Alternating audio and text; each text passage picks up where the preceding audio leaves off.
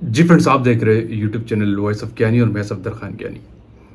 अच्छा friends, pharmaceutical industries में आपका सम टाइम ऐसा होता है कि बहुत कुछ आपको पता होता है लेकिन आपका सिलेक्शन नहीं होता।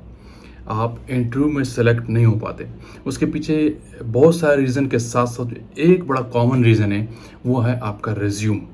रिज़्यूम में कैंडिडेट्स जो मिस्टेक्स करते हैं जिसकी वजह से आप अक्सर रिजेक्ट हो जाते हैं। ऑल्दो कि आप एक्सपीरियंस, नॉलेज भी उनको सही दे चुके होते हैं, लेकिन जो आपका रिज़्यूम है, सीवी है, उसका जो इम्प्रेशन है जो हायर करने वाले लोग हैं, इंटरव्यू लेने वाले लोग हैं, वो बड़ा गलत जा रहा होता है। तो आज इस वीडियो में आपको ये बताता हूँ कि कौन सी ऐसी कॉमन मिस्टेक्स हैं जो कैंडिडेट, जो एनालिस्ट, जो भी किसी भी लेवल का ऑफिसर है, जो अपने रिज्यूम में कर रहा होता है, सीवी में कर रहा होता है, जिसके बिहाफ पे उनको प्रॉब्लम फेस होता है सिलेक्टिविटी में, सिलेक्शन होने में। तो ये डिस्कस करते हैं आज इस वीडियो में कि कौन सी कॉमन मिस्टेक्स हैं। देखिए, सबसे पहले जो आप सीवी के अंदर जो मिस्टेक करते हैं, जिसका बड़ा वर्स इम्पैक्ट पड़ता है सेकंड ऑर्डर में। फर्स्ट ऑर्डर में तो आपकी अपीयरेंस, पर्सनालिटी, वो आपको सबसे पहले आपको देख रहा होता है। उसके बाद सेकंड नंबर पे आपके सीवी पेज पे आपको जज करता है, सीवी की बिहाफ पे आपको जज किया जा रहा होता है। तो इसमें कॉमन जो पहली मिस्टेक है, रिज्यूम नॉट अपडेटेड। अक्सर लोग ये करते हैं कि रिज्यूम लेके चले जाते हैं, सीवी लेके चले जाते हैं जल्दबाजी में, वो अपडेटेड ही नहीं होता करंट स्टेटस के लिहाज से। आप करंटली कहाँ काम कर रहे हैं, किस लेवल पे, वो उस पर मेंशन ही नहीं होता। आपका करंट एक्सपीरियंस क्या है, कैंडिडेट उसमें अपडेट करना ही भूल जाते हैं। वहाँ जाके सीवी में लिखा होता है कि आप इस कंपनी में जॉब कर रहे हैं, ऑल्दो कि आप स्विच हो गए, कहीं और जा चुके होते हैं, वो उसके अंदर करंट स्टेटस शो ही नहीं होता और आप कहते हैं कि सॉरी मैं अपडेट करना भूल गया। तो इससे पहला इंप्रेशन ही वेरी वर्स पड़ता है। इससे वो लोग जज कर लेते हैं कि कितना सीरियस है ये इस जॉब के हवाले से। यानी जो जिस कैंडिडेट ने अपने सीवी को सीरियस नहीं लिया किस जगह पे जा रहा है, तो वो इस कंपनी में आपकी चीज़ों को, मामलात को कैसे सीरियसली हैंडल करेगा। तो बड़ा वर्स इम्पैक्ट पड़ता है जब आपका सीवी अपडेटेड नहीं होता, एक्सपीरियंस आपका अपडेटेड नहीं होता, उस पर जो गिवन नॉलेज है वो अपडेटेड नहीं होती। तो हमेशा याद रखें, सीवी जब भी कहीं भी लेके जाए, अपडेटेड फॉर्म में लेके जाए। पहली मिस्टेक कैंडिडेट ये करते हैं। अच्छा, दूसरी इसमें एक बड़ी और मिस्टेक है, वो है रॉन्ग इंफॉर्मेशन प्रोवाइड करना। यानी आप उसके अंदर लिख तो देते हैं बहुत कुछ, लेकिन वो होता नहीं, क्योंकि जो इंटरव्यूअर है वो आपको मोस्टली जज कर रहा होता है आपकी सीवी की बेस पर। उनके माइंडसेट में डिफरेंट चल रहा होगा, कंपनी की आप पे कैसा है कैसा नहीं। 30% उनके माइंडसेट में होगा जॉब के वजह से, लेकिन जो 70% आपको जज कर रहा हो, तो आपके एक्सपीरियंस को देख के, आपके सीवी को देख के जज कर रहा होता है। जब इसमें सीवी में रॉन्ग इन्फॉर्मेशन प्रोवाइडेड होगी, तो डेफिनेटली फिर वो आपका इंप्रेशन हाई लिहाज से गलत होता है और गलत ही सिलेक्ट होता है। फिर आपका सिलेक्शन उसी लिहाज से वो लोग भी कंसिडर कर रहे होते हैं आपको। जब आप रॉन्ग इन्फॉर्मेशन उसके अंदर प्रोवाइड करते हैं, तो बड़ा वर्स इंपीरियंस पड़ता है। अच्छा, रॉन्ग इन्फॉर्मेशन में क्या है कि आपका एक्सपीरियंस इस चीज़ का है नहीं, लेकिन आपने लिख बहुत कुछ दिया। आपने कहा कि मैं इस कंपनी के अंदर ये भी काम करता रहा हूँ, ये भी करता हूँ, मैं ये इंस्ट्रूमेंट भी चलाता रहा हूँ, मैं क्यूसी की अगर बात कर लूँ, मैं जीसी भी चलाता रहा हूँ। ऑल्दो कि जब जीसी पे वो दो सवाल आपसे पूछ लेते, तो आप वहाँ पे खामोश हो जाते। This is the wrong information. आपने एचपीएलसी की ट्रबल शूटिंग लिख दी कि मैं एचपीएलसी की ट्रबल शूटिंग में प्रॉब्लम डील कर सकता हूँ। वो एक लिटिल बिट चीज़ जो टेक्निकल पर्सन होगा आपसे पूछ लेगा कि टेलिंग फैक्टर के पीछे क्या कॉजेस होते हैं, क्यों हम टेलिंग फैक्टर बढ़ जाता है विद रिस्पेक्ट टू टाइम, तो आप इसका जवाब देने में खामोश हो जाते हैं, आप हैकी बैकी करते।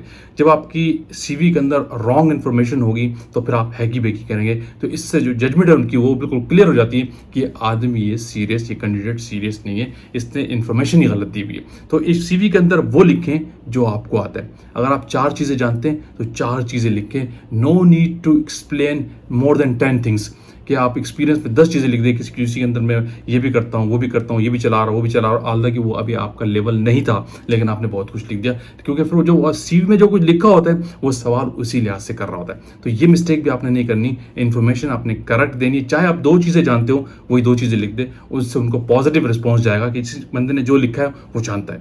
ठीक है, रॉन्ग इन्फॉर्मेशन आपने नहीं देनी। अच्छा, दूसरा चीज़ है रॉन्ग एक्सपीरियंस जो क्राइटेरिया है, वो भी गलत लिख देते हैं। अगर आपका एक्सपीरियंस 3 साल का है, तो आप 3 साल ही लिखिए। लोग वहाँ पे 4 से 5 साल बढ़ा देते हैं कि मैंने ये भी काम किया, क्योंकि जब वो डेट चेक करते हैं ना, तो डेट में आप फंस जाते हैं, और फिर आपको वो काउंटर करता है, वो रिकंसाइलेशन कर लेते हैं देयर एंड देयर सीवी की। आपका एक्सपीरियंस टोटल बनता ही 3 साल है, आपने 3.5 साल लिख दिया, तो वो टाइम कैलकुलेट कर लेंगे। लैप्स नहीं आना चाहिए एक्सपीरियंस में, आपका लैप्स और गैप नहीं होना चाहिए कि अगर आपने इस साल यहाँ काम किया, दूसरे साल यहाँ किया, 3 साल यहाँ रहे और चौथे साल यहाँ रहे, तो बीच में जो अगर कुछ मंथ का भी गैप आ गया ना, वो कहेगा आप इसमें आपका गैप क्यों, आप क्या करते रहे। तो इस अगर लेट सपोज अपनी जॉबलेस थे या कोई प्रॉब्लम्स था, वो वहाँ पे इंडिकेट करें। कुछ चीज़ें लिखने की नहीं होती, लेकिन कुछ चीज़ों में आपको ट्रांसपेरेंसी रखनी होती है। तो एक्सपीरियंस वाइज आपने तरतीब से लिखना है और उसको गैप नहीं देना, गलत नहीं लिखना। एक्सपीरियंस भी आपको जो है वही लिखना है और जिस चीज़ का एक्सपीरियंस है वो निकला। अच्छा, यहाँ पे एक और बड़ी नंबर 3 पे मिस्टेक आपसे कहूँगा, स्पेलिंग मिस्टेक बहुत लोग करते हैं। ऐसा कुछ लिख देते हैं, typing mistake, spelling mistake, candidates पढ़ नहीं पा रहा कि आपने खुद क्या लिखा, जो इंटरव्यू लेने आ रहा है उसको भी समझ नहीं आ रही कि आपने लिखा हुआ क्या है। उसके पीछे वजह क्या होती है कि अब अक्सर जो है वो आप सीवी अपडेट करने के दौरान या लिखने के दौरान जल्दबाजी में करते हैं, जिससे पहला जल्दबाजी का एक्सपीरियंस जो इंप्रेशन जो वो इंटरव्यू के सामने बड़ा गलत जा रहा होता है। जब आपके सीवी में बहुत सारी मिस्टेक हर लेवल पर नजर आ जाती है, आपकी एक्सपीरियंस में, आपके अचीवमेंट्स में, आपको बहुत सारी चीज़ों में जगह जगह मिस्टेक नजर आएगी।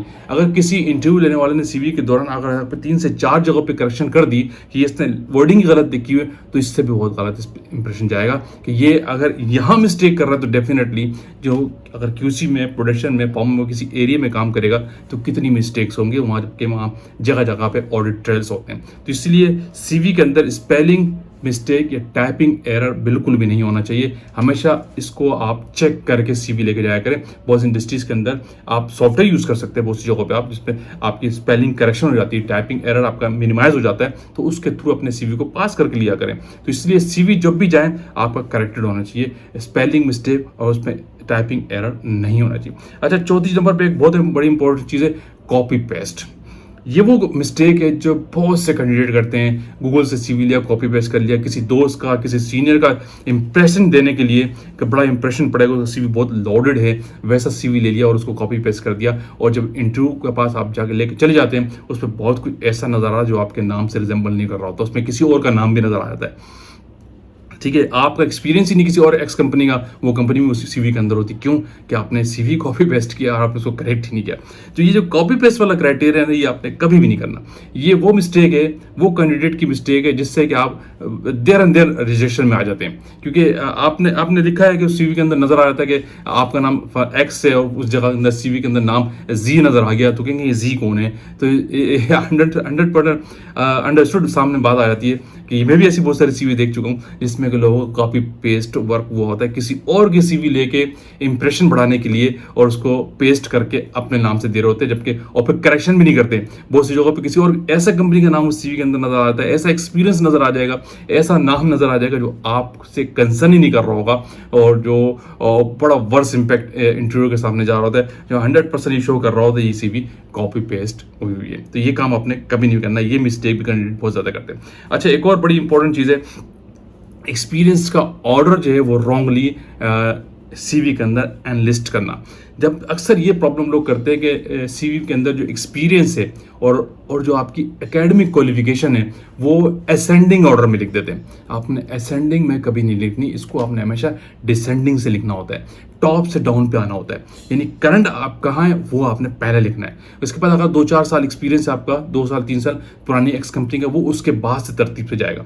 लोग क्या करते हैं कि पहली कंपनी वाले का एक्सपीरियंस पहले लिख देते और करंट वाला नीचे जा रहा होता है। ये होता है असेंडिंग ऑर्डर। असेंडिंग में आपने नहीं लिखना, डिसेंडिंग में लिखना, हमेशा टॉप टू डाउन आना है। आपने जो करंट टॉप क्या है, अभी अगर आप मैं एमएससी हूँ तो ये मेरे टॉप पोजीशन, अगर मैं मैट्रिकुलेशन हूँ मेरी डाउन पोजीशन, तो मैं मैट्रिक को पहले नहीं लिखूंगा, मास्टर्स को पहले लिखूंगा। ये तरतीब हमेशा याद रखें।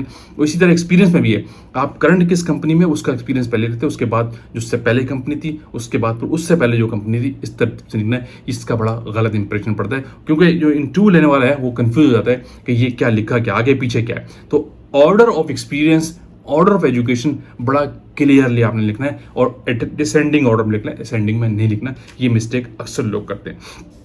अच्छा, यहाँ पे एक नंबर 7 पे एक बड़ा इंपॉर्टेंट पॉइंट है, वो है जेडीज, जिसको जॉब डिस्कशन कहते हैं, और आपके अचीवमेंट्स जो आपने इंडस्ट्री के अंदर अगर कुछ अचीव किए हैं तो लिखे, अगर नहीं है तो नहीं लिखे। जबरदस्ती वाला काम नहीं करना सीवी के साथ कि ये चीज़ मेरे पास नहीं है फिर भी मैं लिख दूँ, तो इससे बड़ा गलत इंप्रेशन जाएगा आपका। अच्छा, जेडीज की बात कर रहा हूँ, यानी आप एक्स कंपनी में और करंट कंपनी में करते क्या रहा है, आपकी जॉब रिस्पॉन्सिबिलिटीज क्या थी, तो उसको आप एक्सपीरियंस के लिहाज से लिखें। जिस जगह का एक्सपीरियंस था वहीं पे उसकी जेडी लिखें। लेट सपोज आप करंट जिस कंपनी में थे उसकी जेडी उसके साथ लिखें और तरतीब से लिखें, और क्या क्या अचीवमेंट थी, क्या क्या करते थे वो साथ में लिखें। और अगर कोई अचीवमेंट है मिसाल में तौर पे आपने कोई कंपनी में एक्स्ट्रा ऐसे प्रोजेक्ट्स में काम किया हुआ है, कंपनी की ओआई आपने बढ़ा दी है और एक्सीलेंस परफॉर्मेंस आपने बढ़ाई है, कंपनी का कोई बजटिंग कॉस्टिंग का प्रोजेक्ट में आपने अचीवमेंट को हासिल की हुई है जिससे कंपनी को फायदा हुआ हो, इस तरह के अचीवमेंट्स आप उस लिखें, अपनी सीवी के साथ लिखें अगर हैं। अगर नहीं है तो नो नीड टू राइट कि आप वहाँ पे ज़बरदस्ती कोई अचीवमेंट लिख रहे हो जिसका आपसे कोई कंसर्न ही ना हो। तो ये अचीवमेंट्स और दूसरा आपकी जो जेडीज है बड़ी क्लियरली मेंशन होनी चाहिए, इससे बड़ा इंपॉर्टेंट इंप्रेशन चाहता है सीवी इंटरव्यू लेने वाले के बाद। अच्छा, एक चीज़ आखिर में बहुत इंपॉर्टेंट बता दूंगा, वो है कंफ्यूज्ड और मर्ज इन्फॉर्मेशन आप सीवी के अंदर लिखते हैं। सीवी जब बंदा खोले तो वो जैसे कि उसको बुक पढ़नी पड़ जाए आपको जानने के लिए। तो ये काम आपने नहीं करना कि इतनी बड़ी आपने सीवी बना दी और इतना कुछ लिख दिया, उसको पता नहीं चल रहा कि इस सीवी के फर्स्ट इंप्रेशन से मैं इसे कैसे जज कर लूँ कि ये बंदा करंटली कहाँ काम कर रहा है, उसका क्या इसका क्वालिफिकेशन है। तो आपने एंड पे क्वालिफिकेशन लिखी होती है, इतना बड़ा एक्सपीरियंस वहाँ डिटेल में लिखा होता है और इतना कुछ आगे पीछे लिखा होता है, तरतीब नहीं होती, हर चीज़ मर्ज हुई होती है। जो सीवी देखने वाला बंदा है, जो इंटरव्यू है, वो आपकी सीवी देख के कंफ्यूज हो जाते हैं कि मैं इस सीवी के बेस पे इसको देखूं कैसे कि बंदा क्या है। तो इसलिए आपका सीवी का जो फर्स्ट इंप्रेशन है वो ऐसा हो कि जो इंटरव्यू है उसको सीवी के अंदर नहीं घुसना पड़े, कि बहुत डीप में हो जाए फिर जज करे अच्छा ये इंसान है क्या, ये कैंडिडेट है क्या। तो सीवी का जो पहला पेज है उस पर इंप्रेशन आपका ऐसे जा रहा हो जिससे वो जज कर ले कि ये जो कैंडिडेट है कहाँ का है, क्या एक्सपीरियंस है, क्या इसकी एजुकेशन है। फिर बाद में जो आपकी तरतीब है सारी चीज़ों की वो असेंडिंग में डिसेंडिंग में वो तरतीब से होनी चाहिए, एक एक करके वो आसानी से चेक कर ले। लेकिन फर्स्ट उसके हाथ में सीवी आ रहा है और वो कंफ्यूज हो रहा है देख के कि ये है क्या, इतना बड़ा किताबचा बना ली, इतनी बड़ी बुक बना दी है, तो मैं इसको कैसे जज करूं। तो सीवी आपका समराइज हो और इंप्रेशन उसमें मर्जिंग वाला नहीं होना चाहिए, ईच एंड एवरीथिंग ऐसे क्लियर हो और कंफ्यूजन वाला फैक्टर ना हो कि वो फर्स्ट इंप्रेशन में भी सीवी को देखे तो वो परेशान हो जाए कि मैं इसको सीवी को पढ़ूं कहाँ से स्टार्ट करूं, कहाँ से एंड करूं। तो ये कॉमन मिस्टेक्स है 8 में अप्रॉक्स अपनी सिलेक्ट करके आपको बता रहा हूँ कि इस तरह की मिस्टेक्स लोग कैंडिडेट्स अक्सर सीवी में करते हैं जिससे उनके सिलेक्शन में, उनकी हायरिंग में बहुत बड़ा प्रॉब्लम होता है। आल्दो कुछ लोगों के पास एक्सपीरियंस नॉलेज भी होता है लेकिन बता नहीं पाते, क्यों कि हर चीज़ आगे पीछे होता है। तो इसलिए सीवी बड़ा फर्स्ट इंप्रेशन है, बहुत इंपॉर्टेंट चीज़ है। सीवी में इन कॉमन मिस्टेक्स को आपने कभी नहीं करना जिससे आपकी सिलेक्टिविटी में प्रॉब्लम आए। इसलिए सीवी इस लिहाज से बना, जो मैंने पॉइंट डिस्कस किए इनको आप रिमूव करके तरतीब जो पॉइंट्स है उस लिहाज से लिखें तो आपकी सिलेक्टिविटी में आसानी हो जाएगी। वीडियो का एंड करते हैं। आपकी वीडियो में लाइक किया तो शेयर कीजिए, कमेंट्स कीजिए। अगेन कहूँगा आज जो लोग चैनल पे न्यू है तो लाइक सब्सक्राइब कीजिए ताकि ऐसी टेक्निकल वीडियोस आप तक पहुंचती रहे। Thank you for watching. अल्लाह हाफिज़।